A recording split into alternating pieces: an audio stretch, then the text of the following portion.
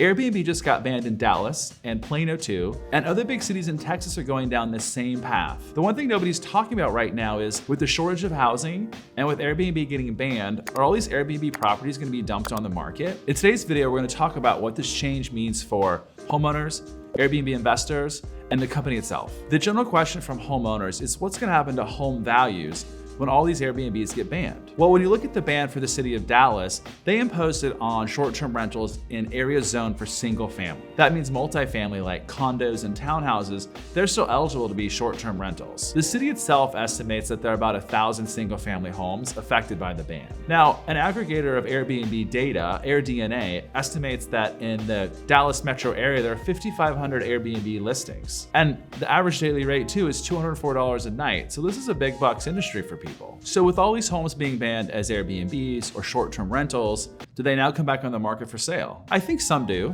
but I think the reality is most get converted to rental properties either for the medium or the long term. And we'll talk about the different rental options when we talk about what these bans mean for investors. But if most of these just get converted to a different type of rental property, then the supply situation remains relatively unchanged. And when you think about Dallas is a big housing market. On average, about 600 homes sell per month. Add on the suburbs, and we're talking thousands of homes sold per month. So I don't think if all of these Airbnbs get listed, that we really change the market and therefore home values in a meaningful way. I think these bans have the biggest impact on investors. Airbnb or short-term rental owners, they purchased their property based on a different economic model. The model where you could get more money on a short-term lease than on a long-term lease. Part of the reason people like properties like this, same as a hotel, is they can raise their rents on a weekly or nightly basis based on real-time demand. But let's be honest, if somebody had the capital to invest in a second or third, even fourth property to be used as an Airbnb, they're probably looking at a low mortgage and therefore a low mortgage payment and could easily convert that property into a rental property, either for the medium term or the long term. As an investor, if you take anything away from this video, it should be the phrase medium term rental or MTR. I think most Airbnb investors switch to this MTR model,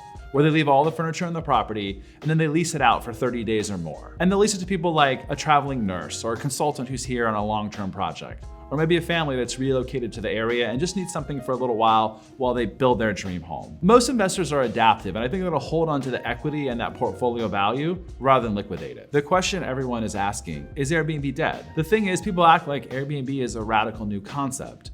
They're just simply the first company to add a technology piece to the traditional short-term rental market. This model's been around a long time when you think about vacation or traditional second home communities, like ski areas, beach communities. Those places have always had property management companies that specialize in short-term or vacation rentals. It seems like the overall landscape for Airbnb is getting more competitive and more regulated. The unsaid thing here for cities is money.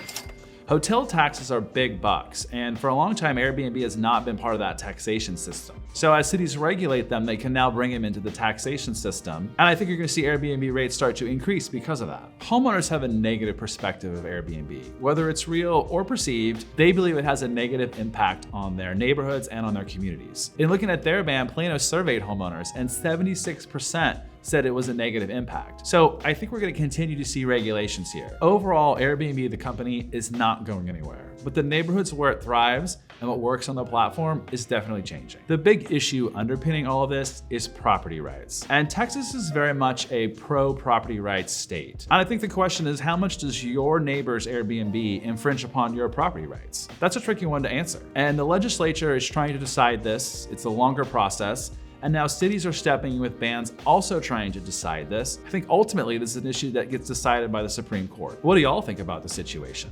Do you think cities should ban Airbnb? Let me know in the comments below. We'll see y'all in the next video.